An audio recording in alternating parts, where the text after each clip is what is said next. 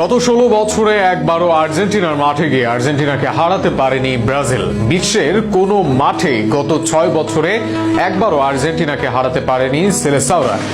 এমনকি গত 6 বছরে একটি গোলও দিতে পারেনি আর্জেন্টিনার জালে। অবশ্য তবুও সেই আর্জেন্টিনাকেই হুমকি ধামকি দিয়ে আগামীকাল মাঠে নামতে যাচ্ছে ব্রাজিল। তবে মাস্টার মাইন্ড স্ক্যালোনি খেলছেন ঠান্ডা মাথাতেই।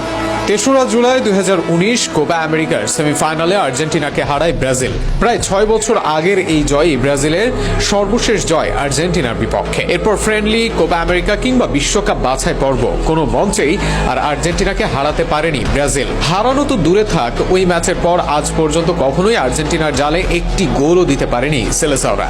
যদি আর্জেন্টিনার ঘরের মাঠের হিসেব করা হয় তাহলে এই পরিসংখ্যান আরো ভয়ঙ্কর। গত 16 বছরে কখনোই আর্জেন্টিনার মাটিতে আর্জেন্টিনার বিপক্ষে জয় পায়নি 5 বারের বিশ্ব চ্যাম্পিয়নরা। এত নেতিবাচকতা